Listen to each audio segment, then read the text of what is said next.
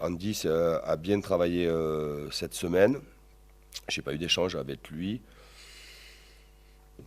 Voilà, je crois qu'il faut laisser les propos au sélectionneur algérien.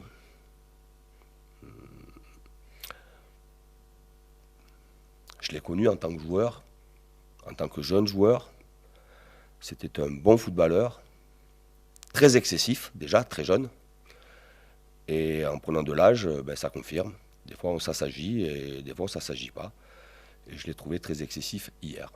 Hicham est souvent appelé, il joue très peu, il voyage beaucoup, il prend l'air. Ensuite, qu'il préférerait voir jouer Hicham à son poste. Mais lui, il ne m'a pas encore prouvé quel poste il avait, Hicham, avec la sélection. Qu'il s'occupe de son équipe, de ses compétitions, et qu'il nous laisse travailler sereinement, précisément. J'ai des joueurs qui sont heureux de travailler ensemble. Hicham s'épanouit, il découvre notre rôle, il découvre d'autres consignes, il découvre notre modèle de jeu. Et avoir de la polyvalence, je pense que c'est toujours intéressant, à la fois pour le joueur et aussi pour le sélectionneur national. Un joueur est convoqué, il doit se déplacer et se rendre sur le lieu de la convocation. Il n'y a pas de... On est en train de vouloir créer un climat à l'OGC Nice qui est à la fois très malsain et à la fois dangereux.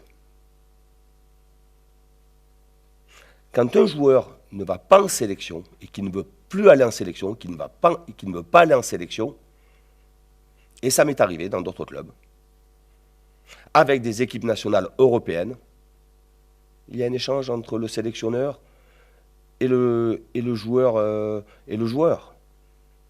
Après, il faut toujours se poser la question, pourquoi le joueur ne veut pas aller en sélection? J'ai connu ça à Saint-Étienne. J'ai connu ça à Lille.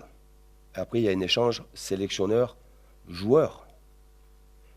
Mais mettre la responsabilité sur le club, éventuellement sur l'entraîneur, éventuellement sur l'environnement de l'entraîneur, c'est très malhonnête, très malsain. Les clubs, comme les entraîneurs, on est pliés au règlement international. Quand un joueur est convoqué avec sa sélection, dans les dates FIFA, le joueur doit se déplacer.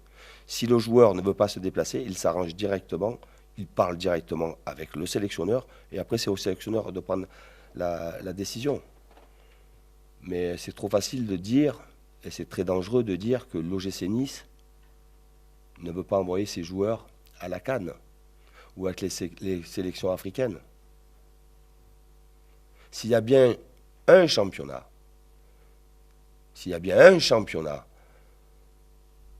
au monde qui respecte l'Afrique, c'est bien